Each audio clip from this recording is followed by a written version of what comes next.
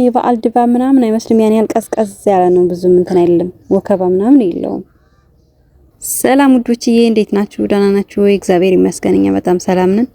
ዛሬ እንግዲህ ቦርሳዬን ጥላዬን ይዤ ማለት ነው። ፀሐይ አለ ግን 4 ሰዓት ሆኗል። ገበያ ልወጣ ነው እና ባባ ስለተያዘለ ዛሬ ማንም ሰው ስለሌለ ባባና ዘየውን የምወጣው ገበያ ትልቁ ገበያ መቼም የቅዱሴ መሆን አለበት።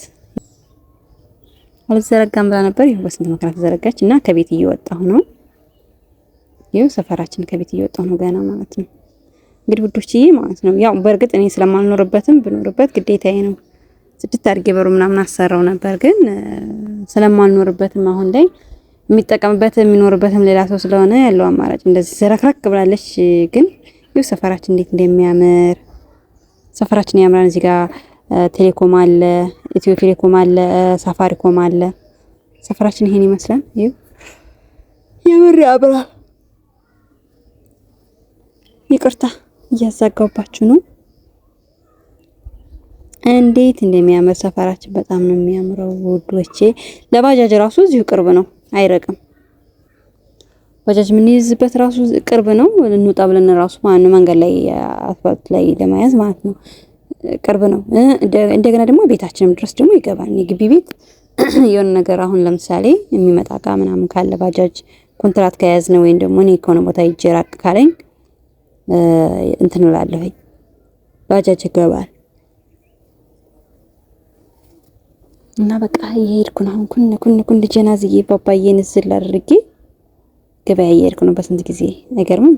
ጃዝሎ ገበያ እንኳን ትንሽ ይከብዳል። ቢሆንም ግን ያው ደረስን። ባጃጅ አያችሁ ደርሰናል። ባጃጅ ግን አንተናል ነው ወንድሜን አገኘሁትና ወንድሜ ጋር ማለት ነው አጋጣሚ ወደኛ እየመጣ መለስኩት ወደዛውና እስኪ ዛሬ ገበያ እንሄድ ምናምን አልኩት። ከወንድሜ ጋር ገበያ እየሄድን ነው አሁን። አያችሁ ይሄን የሚያውቅ ማን ይሄን ሰፈር የሚያውቅ ሰው አለ ወይ? ሰፈር እንገራችሁ ወይስ ታውቃላችሁ? ገምቱ።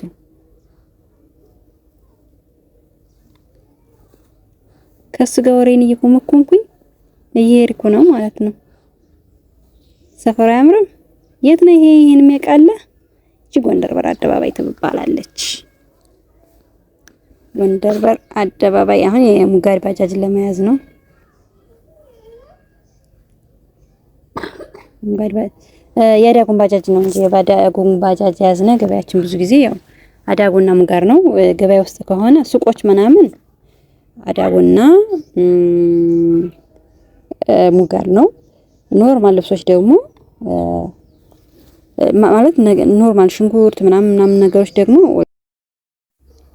እና እዩ እንዴት እንደሚያምር ወልዳ ያኮ ጽድት ትባልሽ የምር እግዚአብሔር እንዴት እንደምታምር። ይሄ አሁን የሚታየው ቤቶች ማለት ነው ቆርቆሮ በቆርቆሮ ነው፣ ግን እንዴት አባቱ እንደሚያምር በዛ ኢኮሊደሩ ምናምን ራሱ ያምራል። በጣም ምርጥ ሆናለች። ምርጥ ሆናለች። እቺ በጣም የሚያምረው ማርያምን ውዶች እንዴት ነው አያምርም?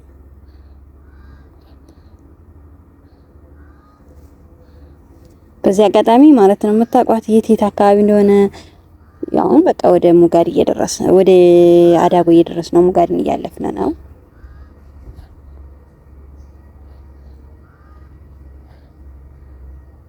ከዛ ግን የሚገርመው ማለት ነው የልጅ ልብስ እንዴት ውድ እንደሆነ ታዩታላችሁ። ማርያምን ሱቆች ምናምን እየደረስን ነው።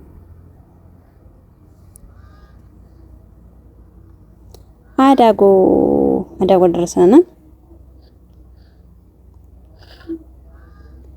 አዳጎን ድሮ የምታውቁት ሙጋዲ ምናምን በፊት የነበረ ኮተት ምናምን ነው ለሱቁ ምናምን ፈራርሶ አሁን በአሪፍ ሁኔታ አዳጎና ሙጋዲ በጣም ኮተታም ነበር። አሁን ግን ጽድት ያለ ሆኗል። የሚያምር ሆኗል። አሁን ኮሪደሩ ምናምን አሪፍ ላይ ነው። ብዙ ነገር በጣም አሪፍ ሆኗል። አሁን ተቀይሯል። በቃ ከባጃጅ ወረድን። አሁን ቀጥታ ወዴት ነው የምንሄደው? ወደ ሱቃችን ይሄን ለባባ ልብስ ገዝቼለት ነበር። አጋጣሚ እንትን አለውና ጠበበው። ከዛ ቀየርኩለት። በዛው ቀይራለሁ ብዬ ግን ያላሰብኩትን ልብስ ነው ገዝቼለት የመጣሁት። የምር ይሄ በቃ ያምራል። አያችሁ ተደጉ ግን የሆነ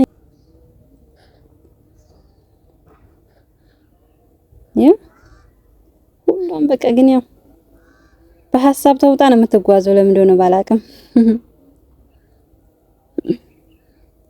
ምንም ቢሆን ምንም ግን ያው በልጅ ድርድር ስለማያውቁ ሁሉም ሰው ቢሆን ለልጁ ማንም ቢሆን ማለት ነው ለልጁ ልብስ የማይገዛ ምናምን ሽንኩርት፣ ዘይት ምናምን አለ። ግን ያን ያህል አይደለም። ድምቅ አላለም። እንዴት እንደሆነ አልገባኝም ዘንድሮ።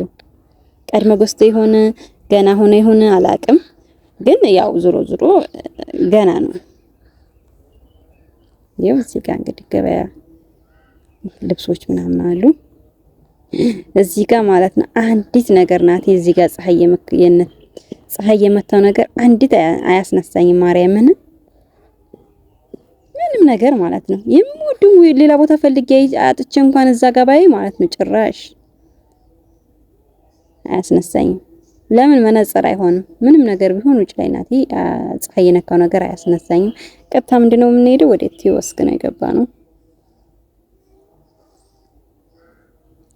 አያችሁ ገባን ቲዮስክ። የባባዬ ልብሶች ምናምን እዚህ ውስጥ ነው እንግዲህ የምንፈልገው። የህፃናት ብቻ ነው እዚህ ሱቅ ያለው። የሴቶቹማ እንዴት እንደሚያማምሩ የምር በጣም ያማምራሉ። የሴቶቹ ግን ያው የወንድም አለ። የሴቶቹ በጣም ነው የሚያማምሩት። ግን አይገርምም? በጣም ውድ ልብስ እግዚአብሔርን እንዴት እንደተወደደ የህፃናት ልብስ በዚህ ልክ ባንዴ እንዴት እንደሚወደድ አልገባኝም። እኔ ለበዓል ስለሆነ ይሆን አሁን ቤንዚን ስለጨመረ ይሆን አላቅም። ግን በጣም ውድ ሆኗል። አያት እንዴት እንደምታምር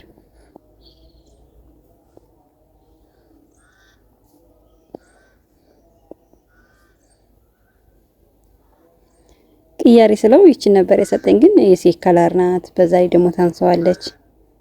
የሰጠኝ ብዙም አልወደድኳትም ነበረ። ይሄ ልብሶቹ ግን ያማምራሉ።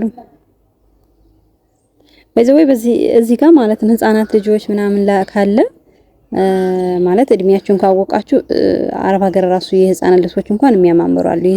የኛ ልብሶች ግን በጣም ነው የሚደብሩት። እውነት እዚህ ሲመጡ ምንም ነገር የሚለበስ ልብስ የለም። በጣም ነው የሚያስጠላው። እዛ ግን በጣም የሚያማምር ልብስ አለ።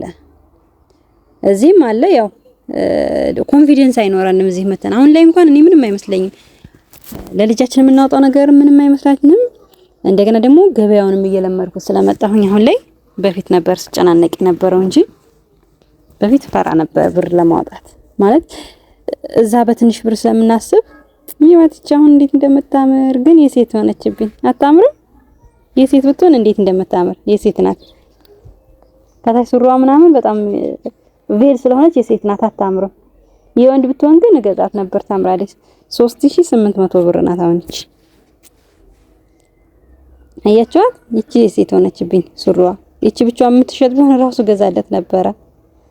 ይሄ ግን የሴት ነው ምናምን ተባልኩኝና በቃ ያለኝ አማራጭ ሌላ ነው። ይቺን በጣም ወድጃት ነበር ማርያምን ሳያት። ልጁ ደግሞ የወንድ አለ፣ ለምን የወንድ ያልሰጠሽ ምናምን አለኝ። ያው ነው የወንድ ነው ግን ብዙም አልወደድኩትም። የእጅ የተሰራ እንትን ነው በዳንቴ የተሰራ ነው ግን አልወደድኩትም። እኔ ልብ ያለችው ከዛች ጋር ነው። ባባ ደግሞ ካልገለሽን ካልወርኩ ብሎ አላለም። ልውረድ ብሎ ነበር ግን እኔ ደግሞ አላስወርድም ምናምን አልኩት። አልወርድም አለ ልውረድ ብሎ ነበር ግን ማርያምን እየረበሸኝ ነበር። ፈልጌ ግን የማነሳት ልብስ ተውኝ፣ አትገምቷትም። ጅም ታምራለች ብቻ በቃ ልጅ ልብስ ግን ያማምራሉ። ትንሽ ከፍ ትላለች እንጂ ያማምራሉ። ዋት እንዴት እንደምታምርች ራሱ በጣም ታምራለች ራሱ። ግን መጨረሻ ላይ ግን የቷ እንደምገዛ ታያላችሁ። መረጨ ማለት ነው። ዋት እንዴት እንደምታምር ያነሳኋት ልብስ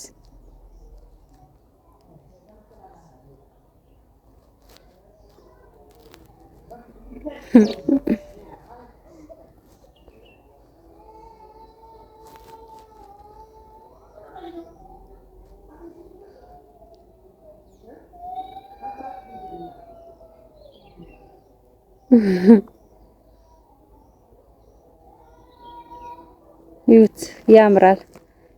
ሰውየው ይሄን ግዢ ምናምን ያኛው ውድ ነው ምናምን ብሎ ማለት ነው። አቅም የላችሁም መስሎት መሰለኝ ይሄን ግዢ እያለ እየለመነኝ ነበር። እኔ ግን ያው አስቤበት ስለነበረ ይሄኛውን እያልኩት ነው። እሱ ደግሞ ያው ውድ ነው 4500 ብር ስለነበረ ፈርቷ ማለት ይገዙኛል ብሎ አላሰበም። ይዋት ግን እንዴት ነው የምታምር ጃኬቷ እንዴት አባቷ እንደምታምር ማርያምን። ግን እኮ የልጅ ልብስ በነገራችን ላይ ቶሎ ስለሚያድጉ ኢቭን አሁን ከሁለት ወር በፊት የገዛሁለት ልብሶች ራሱ አሁን አይለብሳቸውም አድጓን። ግን ያለው አማራጭ የህፃን ልጅ ልብስ ማለት ነው። በተለይ ቁመው እስኪሄዱ ድረስ የሚያንኳተቱበት ምንም ያን ያህል እንትን ባይል ደግሞ ናት የሚወደው በቃ ኳሊቲ ነገር ነው። ምንም አይነት ሌላ ነገር አይፈልግም እግዚአብሔርን እንጂ የልጅ ልብስ እኔ ዝም ብለን እንግዛለት ምናምን ቶታዎች ምናምን ስለው ይሻላለኝ። አሁን ይሄ ልብስ እንግዲህ ይሄ ጃኬት 4500 ተገዝቶ ትንሽ ጊዜ ነው ቢለብሰው እና በቃ ብንከራከረው ምናምን መጨረሻ ላይ ተከራክረን ግን እቺን ነው የምገዛው ምናምን አልኩት። እሱ ደግሞ አልጠበቀም ይሄን ይገዙኛል ብሎ ምክንያቱም በውድ ነው የመጣው ምናምን አለ። ግን እኔ ደግሞ ወድጄው አልቀረም።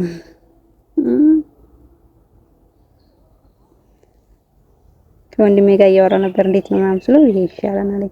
እቺ የሴት ባትሆን እቺ ወስድ ነበረ። እሱ የሰጠኝ ግን ብዙም አልወደድኩትም። የወንድ ብሎ ዘው ተገዝቶ መጥቷል። ለማንኛውም ተገዝቶ ተመጥቷል። የመረኳትን ጃኬት ተገዝታለች። አንድ ቀን ፏ ብሎባት ታዋታላችሁ እንደ እግዚአብሔር ፈቃድ ማለት ነው። ከዛ በቃ ገዛን ወጣን ተመለስን። ወንድሜ ጋር ማለት ነው ተመለስን። በባጃጅ ሂጂ ሲሉኝ እኔ ወክ ማድረግ ስፈልጌ ስለነበር በእግሬ ነበር እየተጓዝኩ የነበረው።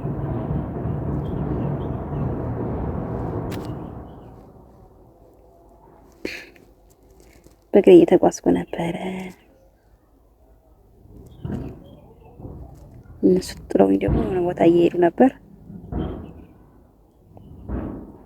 እኔ ግን